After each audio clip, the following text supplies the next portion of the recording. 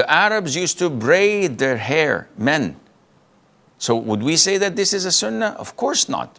What I condemn and criticize is that when you come to the salat, you take a handkerchief or a piece of towel or anything and you place it on your head. Sunnah can be defined in two ways. When we go to the masjid and they throw to us head caps to pray with, when we don't want to wear it. I don't know what's in it, what kind of diseases or fleas in it. I don't want to end up fleeing my hair. My question is, the famous preacher from subcontinent says, we are covering head for men is sunnah. And he also quoted some authentic hadith from Sahih Muslim, volume 2, book of Hajj. And he says, Prophet Muhammad sallallahu alaihi wasallam, after conquering Mecca, he gives speech in black turban, covering with a black turban. And he also says, Muhammad sallallahu alaihi wasallam always used to cover his head. So he says, covering head is sunnah. And my friend says, Gulf Shaykh says it's cultural. Then why they always cover their heads? Thank you, sir. Jazakallah khairan. Wa jazak. Akhi, with all due respect, this is not true. The shuyukh wear this because it's a cultural thing. They're not wearing a turban. The Prophet used to wear a turban. He did not wear this ghutra or this shumagh. So you can object to this. Also, the Prophet did not wear a kufi. He wore a turban with a du'aba. So if you want to follow the sunnah, follow it the right way or don't claim it's sunnah. Thirdly, I wear this only when I come to make my program or when I go for Friday khutbah or Eid khutbah. 24 hours, I don't have anything on my head. You can say it's topless, but people would understand it the wrong way. So yes, I don't wear anything on my head because it's a cultural thing and the culture now has changed. Fourthly, the Prophet ﷺ always rode a mule and sometimes a camel, but he used to commute within Medina basically on a mule. So would I say that this is a sunnah? Would I say that wearing izar, a waist wrapper, which the Prophet used to wear, ﷺ, and all the Arabs, is a sunnah? Come on, give me a break. There is a difference between saying it's a sunnah, meaning that the Prophet recommended it and said, if whoever does this has this and this reward and Allah would put him in Jannah, etc. And between what the Prophet did ﷺ out of customs. The Arabs used to braid their hair, men. So would we say that this is a sunnah? Of course not. Therefore, we have to look into the things that are backing it up. Putting all of this aside, what I always condemn and criticize, not wearing the kufi 24 hours 7, this is your preference. There's no problem in that if you want to do it. I wouldn't say it's sunnah, but it's totally permissible. What I condemn and criticize is that when you come to the salat, you take a handkerchief or a piece of towel or anything and you place it on your head to pray with it, as if you are a woman ordered to cover your hair. And this is totally bogus and not from Islam. So I hope this makes some sense. What's the definition of sunnah? Like people say that since the Prophet ﷺ used to cover his head, so wearing a cap is a sunnah. He used to keep long hair, so it's a sunnah, etc. Can you kindly explain the exact concept of sunnah?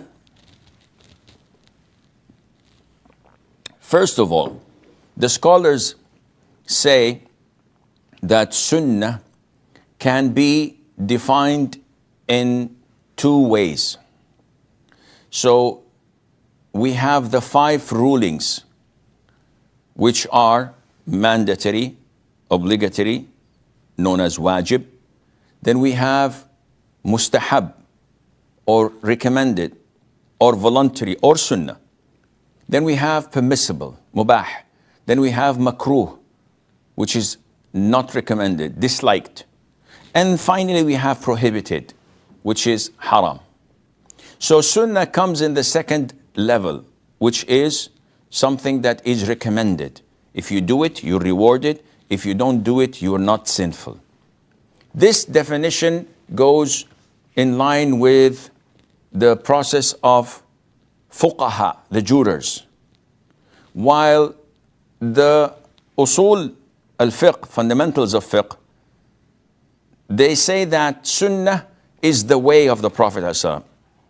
So whatever the Prophet did is considered to be sunnah. So the Prophet prayed 5 times a day. Jurors say this is fard. Usul al-fiqh scholars say that this is sunnah. This is the way of the Prophet ﷺ. Others say that the Prophet performed once Hajj in his life. This is sunnah because he did it. So by this definition, they say sunnah can be anything that the Prophet said or he did or he approved in front of him, being done and he approved it. And fourthly, they say anything that has a description of himself. This is how usually scholars define and describe to us what sunnah is. Now what Suhail is asking about, this is what the scholars say is divided into 2 different definitions of sunnah. Sunnatul Ibadah and Sunnatul Aada.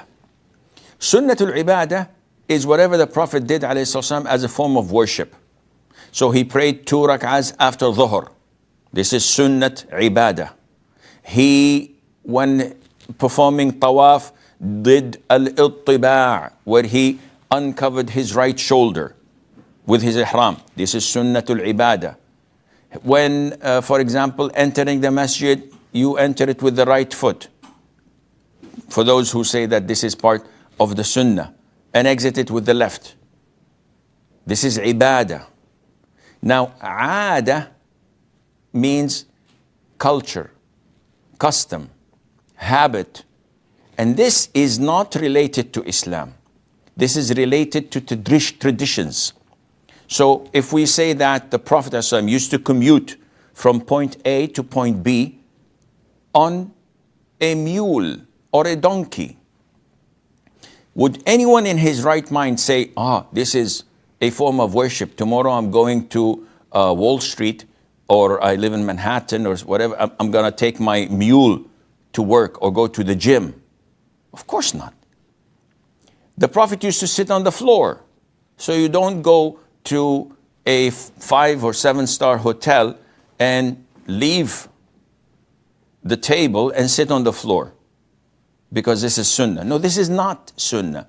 This is a aada, a tradition, a cultural thing that the Prophet used to do because his people used to do it. Likewise, prolonging the hair. Likewise, braiding the hair to some of the Arabs. This is how they used to do, not part of religion. Likewise, when wearing a waist wrapper or an apron like that people wear on their, it's like a skirt, like a kilt, but it's on your waist.